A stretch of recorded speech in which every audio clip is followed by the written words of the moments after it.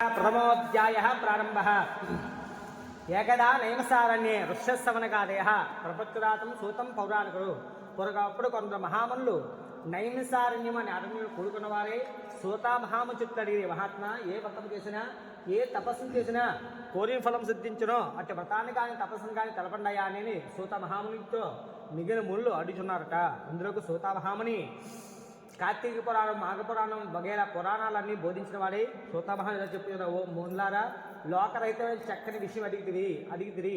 భూలోకంలో నారదుడు శ్రీ మహావిష్ణువు కోరగా శ్రీహరి చెప్పిన విషయాన్ని మీకు తెలిపిన శ్రద్ధగా విని చెప్పను. పూర్వకాలంలో నారద మహాము సకల లోకం తిరుగుచు మార్గ మధ్యలో భూలోకం వచ్చను. భూలోకమున మానవులు నానా విధాలుగా కష్టపడుతూ నానా జన్మలు ఎత్తుతూ దుర్భరమైన కష్టం అనుభవిస్తున్నారు అనుకుంటూ విష్ణులోకం వెళ్ళిన. విష్ణులోకమున విష్ణుమూర్తి నీలనేక శ్యామును శంఖము చక్రము గదగా మన అలంకారం గణించు మనస్సుతో వివరించి చెప్పుడు కానీ వాక్కుతో చెప్పుడు కానీ శక్యం కానీ అతీత అధ్యాయ ప్రారంభ. ఓ మునుశ్రేష్ఠులారా, ప్రభు కథను చెప్పారు. పూర్వకాలంలో కాశీనగర నగరంలో ఒక వేదాంగాలు నేర్చుకున్న బ్రాహ్మణోత్తముడు ఉన్నారట.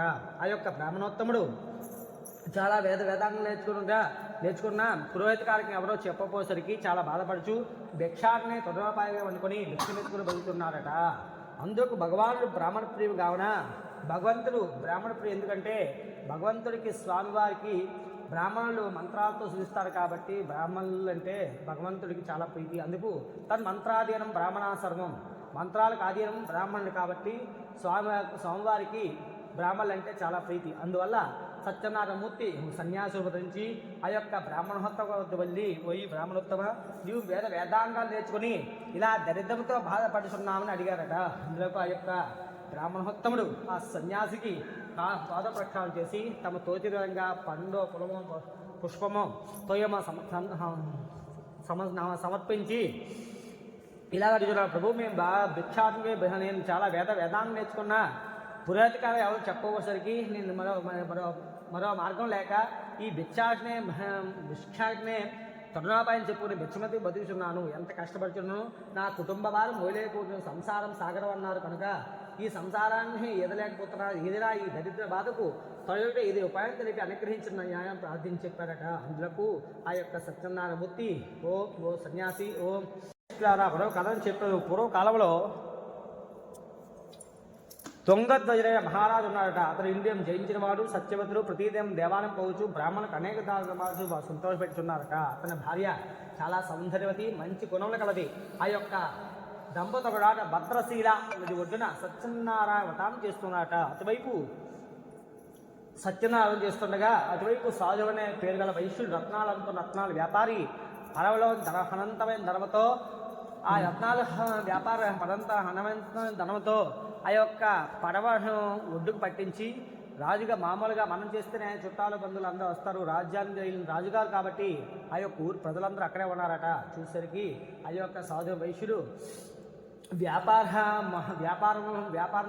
బాగా నిపుడే ఉండటం వల్ల ఆ యొక్క వైశ్యుడు ఇంత సముద్ర పట్టు ఇంత జనాలు ఉన్నారు, ఇక్కడ మనం యొక్క రత్నాలు అమ్ముకుంటే వేంగా అమ్ముడైపోతాయి, వేంగా ఇంటికి వెళ్ళొచ్చు అని చెప్పి మన సంకల్పంతో ఆ యొక్క పడవలు లంగర వేయించి లోపల వచ్చి ఆ యొక్క దాగు సంచులు లోపలికి వచ్చి చూశాడట. చూసరికి ఆ యొక్క రాజుగారు నమస్కరించి ఇట్లా రాజా, మీరు చూస్తే రాజాదిరాజులు చక్రవర్తులు హంస పిదప త్రోవలో తీర్థయాత్ర సేవించుకుని బ్రాహ్మణులకు అనేక ధర్మాలు చేస్తూ సాధు వైశ్యుడు ఇంకా సత్యనారాయణ స్వామి ఇంకా వ్రతం చేయటకు సంకల్పం ఉన్నదని తెలుసుకుంటే సత్యనారాయణమూర్తి ఒక సన్యాసుడు వంచి, ఓ వైశ్యులారా, నేను సత్యనారాయణ వ్రతాన్ని చేయదలుచుకున్నాను, దానికి ధన రూపేణ వస్తు రూపేణ కావాలి కనుక అంతా చాలామంది ధనం రూపేణ వస్తు రూపేణ ఇస్తున్నారు కనుక ఈ యొక్క వ్రతాన్ని చేస్తే మీకు కొంచెం పుణ్యం సంప్రాప్తం అవుతుంది అని చెప్పేసరికి కొంత ధనాలు ఇవ్వండి అని చెప్పేసరికి మీరు యొక్క అందులకు ఆ సాధన వైశ్యుడు ధన మదాంత కావున పర్యాసం అనుభవించి, ఓ సన్యాసి, మా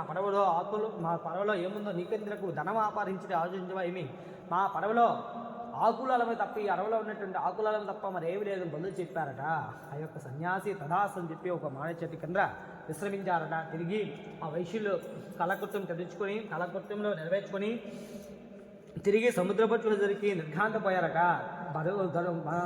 ధనపు సంచుల బరువు చేత బరువుగా ఉన్న పడవ పైకి తేలి చూసి చాలా బాధపడుచు నా ఇంకా అకస్మాత్తుగా ఎంత పరిణామం జరగడం ఏంటి అని చెప్పి మూటలిప్పేసరికి ఆ యొక్క సన్యాసికి ఏ విధంగా చెప్పారో ఆకు అలమ తప్ప మరేమీ లేవు, అది మరేమీ లేచేసరికి బోరు బోరన అంత అల్లుడు బోరు బోరు అంత మామ ఏడ్చడం వల్ల అంత అల్లుడు వచ్చి ఏడ్చడం వల్ల ప్రయోజనం ఏముంది, సన్యాసి ఖర్చు ఎక్కడేంది ఏం చేసినో సన్యాస చేయమని చెప్పి పరుగు పరుగున యొక్క సన్యాసులతో వెళ్ళి మహాత్మా ఇది శ్రీ స్కంద రేవాఖండే సత్యనారాయణ పంచమోధ్యాయ ప్రారంభ. ఓ మునిశ్రేష్ఠారా మరో కథను చెప్పాను. పూర్వకాలంలో ఉల్కాపుడే మహారాజు ఉన్నాడు. అతడు ఇంద్రియంధం జయించేవాడు, సత్యవతుడు, ప్రజలను కన్నబెట్ట వారి పరిపాలించున్నారట. ఆ యొక్క తుంగధ్వజ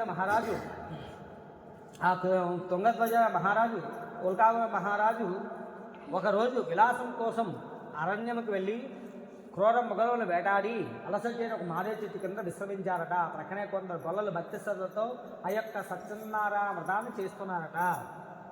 అంతా నేను చూస్తే రాజుగారిని, వాళ్ళు చూస్తే గొల్లవారిని నిత్యంగా భావించి ఆ యొక్క స్వామిని నమస్కారం చేయకుండా ప్రక్కనే కూర్చుండిపోయారట. పూజ అంతా అయిపోయిన తర్వాత గొల్లవాళ్ళు కొంతమంది లేచి 4 ఆకులు తెచ్చి ఒక ధర తయారు చేసి ఆ దొరలో ఆ యొక్క ప్రసాదాన్ని తీసుకొచ్చి ఆ రాజు ముందు ఉంచారట. వెళ్ళి పూజాస్థలం వెళ్ళి భక్తి శ్రద్ధ యొక్క ప్రసాదాన్ని స్వీకరించారట. ఇక్కడ చూస్తే రాజుగారు, నేను చూస్తే రాజాదిరాజుని చక్రవర్తిని వెండి పళ్ళాలతో బంగారు పళ్ళాలతో పంచభక్ష పర్వణాలు తినవలసింది నేను.